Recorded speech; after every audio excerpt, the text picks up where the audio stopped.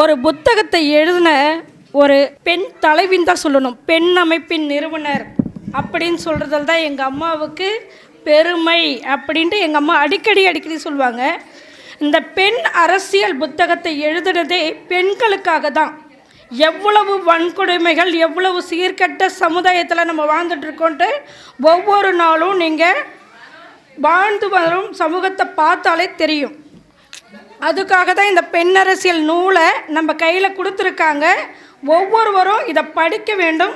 படித்தால் மட்டும் போதாது, இதை பயன்படுத்தி வாழ்க்கை முறையை மாற்றி அமைத்து பெண் அரசியல் நல்ல அரசியலாக சமுதாயத்துக்கு வழிவகை செய்ய நம் எல்லாரும் உறுதிமொழி ஏற்க வேண்டும் என்று இந்த தருணத்தில் கூறிக்கொண்டு என்னுடைய தலைப்பை பேச இருக்கின்றேன்.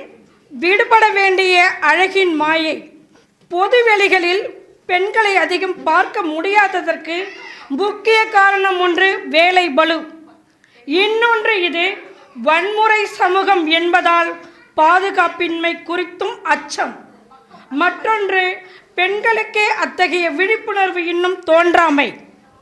ஓர் ஆண் காலையில் டீக்கடையில் உட்கார்ந்து டீ குடிக்கும் பொழுதுதான் தான் ஏன் அப்படி செய்யக்கூடாது என்ற கேள்வி பெண்ணின் மனதில் எழ வேண்டும். இந்த சமூகத்திடம் ஏதோ 4 பேரிடமும் எப்பொழுதும் பெண்களுக்கும் இருக்கும் பயம் தொலைய வேண்டும். ஊர் என்ன சொல்லும் என்று பயப்படாமல் நமக்கு என்ன தேவை என்று நாம் தான் முடிவு செய்ய வேண்டும். அப்படி ஒரு முடிவு பெண்களால் எடுத்தால் இதற்கு ஒரு விடிவு வரும். எக்காரணம் கொண்டும் பெண்கள் இரட்டை சுமை சுமக்கக்கூடாது. பெண்கள் வெளியே வேலைக்கு போனால் அங்கு ஆண் பெண் இருவரும் வீட்டு வேலை செய்ய வேண்டும். வீட்டு வேலை என்பது ஊதியமற்றதாக பெண்ணை சுரண்டுவதற்காக இருப்பதால் அதற்கு ஒரு ஊதியத்தை மனதளவிலாவது பெண் நிர்ணயித்து கொள்ள வேண்டும். இந்த நம்மீது சுரண்டலை பெண் நாம் தான் முயன்று மாற்ற வேண்டும். பல காலமாக ஆண்கள் ஒரு சொகுசு வாழ்க்கைக்கு வாழ பழகிவிட்டார்கள்.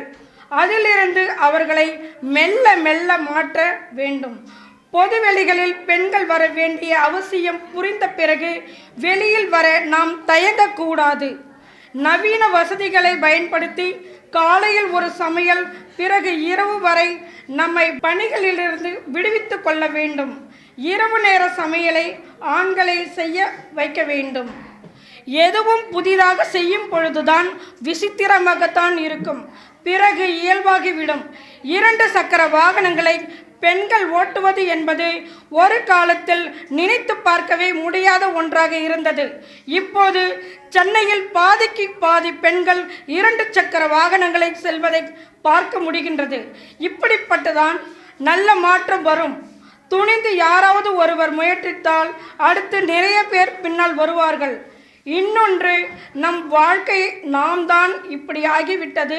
இனி அடுத்து வரும் தலைமுறையாவது பெண்களாவது ஆண்கள் போலவே பொதுவெளிகளில் நடமாடும் வகையில் ஆண் குழந்தைகளுக்கும் பெண் குழந்தைகளுக்கும் சொல்லிக் கொடுத்து அவர்களை பேதமின்றி வளர்க்க வேண்டும்.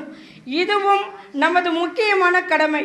இவற்றை எல்லாம் நாம் செய்தால் அடுத்த தலைமுறையில் பொதுவெளிகள் எங்கும் ஆண்களும் பெண்களும் சரிசமமாக நிறைந்து காணப்படுவார்கள்.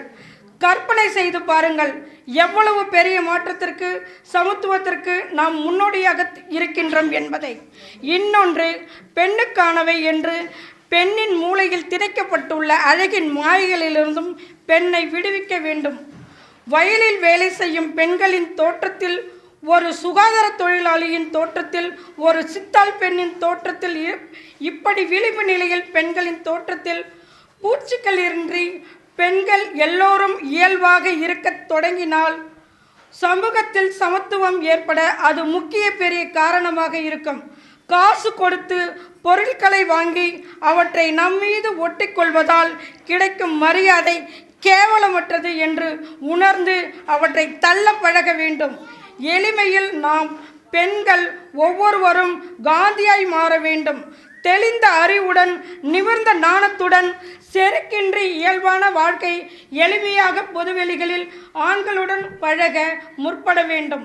ஏனெனில் பொதுவெளிகள் ஆண்களுக்கு போலவே பெண்களுக்குமானது. மாறுவோம். அச்சம் தவிர்க்க வேண்டும். அதே நேரம் எளிமையை கை கொள்ள வேண்டும்.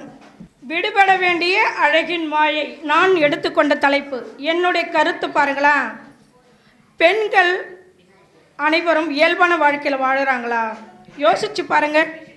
ஆண்களும் பெண்களும் ஒரு திருமணம் என்றதை செஞ்சுக்கிறாங்க. அந்த குடும்ப கட்டமைப்பில் ஆண்கள் சொல்கிறது தான் பெண்கள் கேட்டாகணும். அதாவது ஒரு வெளியில் போகிறாங்க, ஒரு ஃபங்க்ஷனுக்கு போகிறாங்க அப்படின்னு சொன்னால் ஆண்களுக்கு நிகராக அவங்க கேவலமாக நினைக்கக்கூடாது. அதாவது சுற்று வட்டாரங்கள் உறவினர்கள் எல்லாம் அவங்களுடைய குடும்பத்தை தரக்குறைவாக நினைக்கக்கூடாது. அதுக்காக பெண்களுக்கு அணிகலன் அணிவதுக்கும் பட்டுப்புடவை கட்டுறதுக்கும் அவன் பெருமையாக நினைக்கணுன்றதுக்காகவும் பெண்களை ஒரு மாய வலையில் ரொம்ப காலமாகவே ஆண்கள் வலை விரித்து மூளை சலவை செய்து மதிமழக்கி வச்சுருக்காங்க. இதைத்தான் மாயை என்று நம்ம சொல்கிறோம். புரியுதுங்களா? மாயை என்றால் என்ன? இங்கே பெண் அமைப்பில் இருக்கிற ஒவ்வொரு பெண்களின் தோற்றங்களும் ஒவ்வொரு மாதிரி இருக்குது. ஒவ்வொரு கருத்துக்களும் ஒவ்வொரு மாதிரி இருக்குது. ஒவ்வொரு குணங்களும் வேறு வேறு மாரி இருக்குது. ஆனால் பெண் அரசியல் நூல் நம்மளுக்கு என்ன சொல்லித்தரது தெரியுமா? ஒற்றை கருத்துடைய சமூகமாக மாறணும். ஆண் பெண் இருவலாரும் பேச்சளவில் சமத்துவம் சொல்லக்கூடாது. மனதளவில் உணர்வுபூர்வமாக. ஏன் குழந்தையை வளர்க்குற விஷயம் பெண்களுக்கு மட்டும்தான் செய்யணுமா? வீட்டு வேலைகள் எல்லாம் பெண்கள் மட்டும்தான் செய்யணுமா? பெண்கள் வீட்டு வேலையும் செய்யணும், அலுவலக வேலையும் செய்யணும். வீட்டில் உனக்கு துணியும் துவைக்கணும், சோறாக்கி போடணும். என்ன வேலை இது? காலங்காலமாக உன் பாட்டம் முப்பாட்டம் தலைமுறையாக எங்களுக்கு திணிச்சு வச்சுதான் நாங்கள் செயல்படுத்திக்கிட்டு எவ்வளோ வருஷம் மாறினாலும் நாங்கள் இப்படி தான் இருக்கணுமா? நீங்கள் சொல்லுங்கள். இந்த அரசியல் அமைப்பு நமக்கு என்ன சொல்லி தருது? நம்மளுடைய வழிமுறை வந்த அரசியல் எல்லாம் ஆண் அரசியலை தான் நம்மளுக்கு சொல்லித்தருது.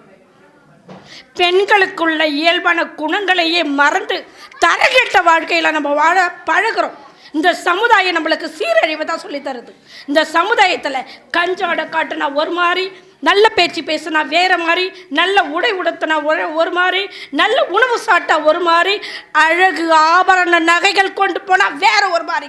இது போலலாம் பெண்களை திணிக்கிற சமுதாயத்தை புறத்தள்ள வேண்டும். பெண் அரசியல். ஆண்கள் எளிமையான உடை உடையும் போது நாங்கள் எப்படி பார்க்குறோம்? ஆபாசமாக பார்க்குறோமா? ஆனால் நீங்கள் மட்டும் எப்படி பார்க்குறீங்க? கேவலமா. பெண் என்றால் கேவலமா உங்களுக்கு? பெண்கள் என்பவள் கேவலமா? இந்த நாட்டுக்கு ஆளக்கூடிய தகுதி பெண்ணுக்கு இருக்கு. இதை உணர்விக்க தான் எங்கள் நர்மலாமா வந்திருக்காங்க. பெண்ணின் வெற்றி மானுடத்தின் வெற்றி.